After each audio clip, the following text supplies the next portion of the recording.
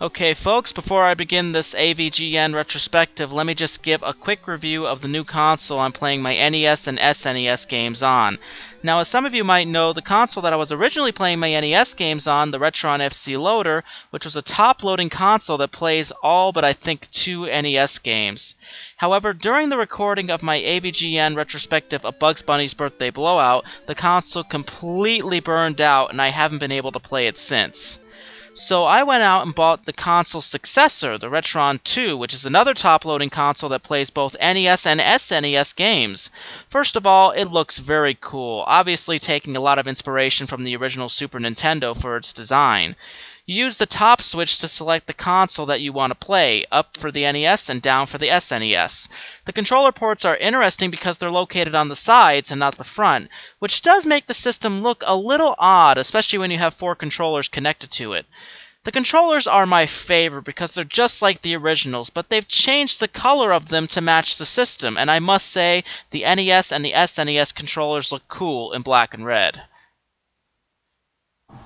You know, with this new console, I'm finally coming to the realization that I've never done a Super Nintendo game for my show.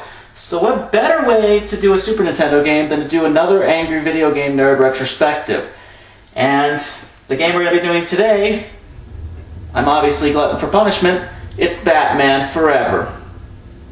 The 2-part Batman episode is another one of my favorites. However, getting my hands on all of the Batman games that James played in that 2-parter is really hard, so I'm just going to do one from that list. To be honest, I had no idea there was even a Batman Forever game adaptation. Up to that point, I had only played a couple Batman games, Batman for the NES and Batman and Robin, the Sega Genesis version. Both were good games as I recall, but after that I stopped really paying attention to the gaming franchise and mainly just watched the movies. The game starts off with what appears to be either a radar or the game's version of Batman driving the Batmobile. I don't know, and I really don't care. What's really interesting is that despite the cover clearly showing Val Kilmer as Batman, the face of Batman that you see in the game during this scene is Michael Keaton.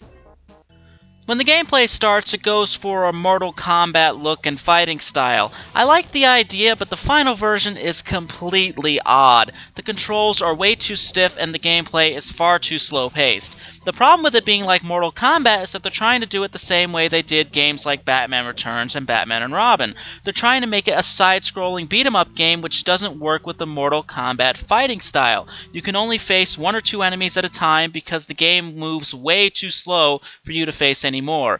In fact, your character barely moves fast enough for 2 enemies as well. Also, the level designs are complete garbage. Each part of the levels are too compact, you're not given any free range to really move around, and Acclaim felt that it was necessary to put objects in the way of your vision, like pillars, some random pole that's part of the level that you're in. Also, the levels are way too damn dark on occasions, which makes it tough to see holes to get to the 2nd floor of the level. The enemies are really annoying. The difficulty seems to vary on which enemy you face because some enemies die really quickly while others take an eternity to kill. Like I said before, the speed of your character barely does well against 2 enemies, so when the 2 enemies are ones that have insane life bars, good luck getting through them because they hit you from all angles. Another problem is actually facing towards your enemy. First of all, you can only hit 1 enemy at a time, but that's just the first issue here. If you're facing just 1 enemy, then you're fine, because Batman faces towards him automatically. However, if you're facing 2 enemies, then Batman will face the one that's closest to him. You'd think this would be a great idea, but all it does is get annoying because when you're about to kill one guy, the other one might get too close to you and Batman will change his perspective, which means the other guy that you were about to kill is going to start hitting the hell out of you. I think Batman comes with a weapon of some sort because it lets you select one in the main menu, but in all honesty, I didn't play long enough to try it, and I really didn't want to play any longer to find out what it did. To add to the list of problems with this game, the constant loading screens. I don't know whether they were trying to go for a comic book feel with the game because the levels are set up like panels and you have to exit one panel to go into another panel because each part of the level seems to be set up that way. However, every time you leave one part of the level, you have to endure loading screens that tell you to hold on. This isn't just on occasion, this happens every single time. Do I really need to go into the controls for this? They're horrible, to say the very least. Up on the D-pad jumps, which causes problems. The rest of the D-pad is slow to react, like simply ducking down feels like it takes an eternity, especially when you're facing more than one enemy.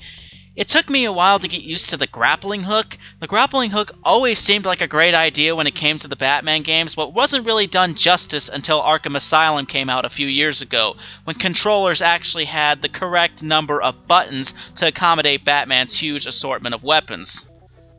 The grappling hook is like a puzzle itself, which is bullshit because all it is a grappling hook. Like I said, sometimes the levels are too dark to see holes that you can go through, so first you have to find those. However, Acclaim decided to add more misery because you just can't stand under the hole. There are only 1 or 2 spots you can be under in order for the grappling hook to work. Really? They had to make it that way? Isn't being under the hole enough? The final straw with me was trying to go down at one point because you can't see the hole.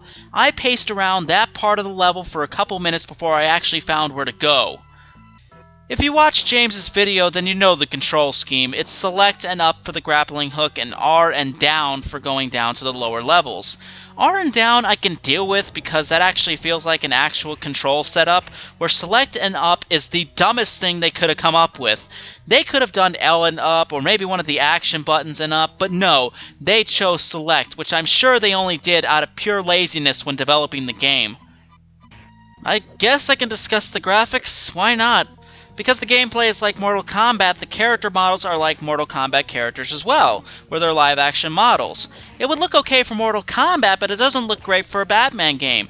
Because it's a side-scroller, the live-action models don't clash well with the cartoon-like level designs, and it winds up looking like crap. So overall, is it as bad as James said it was? Take a wild guess! This game is just a mess! Nothing is the least bit coherent, the gameplay is screwed up, the controls are horrendous, and the graphical design is horrible. I could only play this game for 14 minutes before shutting it off, which I have a feeling is considered a long time to gamers when it comes to playing this game. Well everyone, that's it for now. Thank you so much for listening, and I will see you next time.